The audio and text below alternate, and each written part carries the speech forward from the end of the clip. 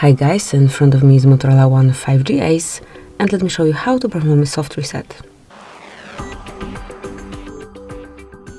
So basically all you have to do is tap on power button and hold it for a while. Keep holding.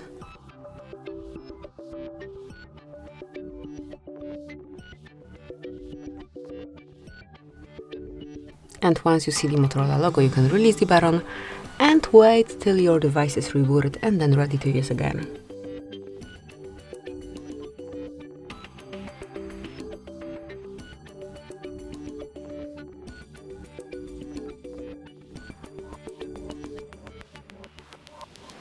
And as you can see now, you can smoothly use it. So that would be all. Thank you for watching. Please subscribe our channel and leave the thumbs up.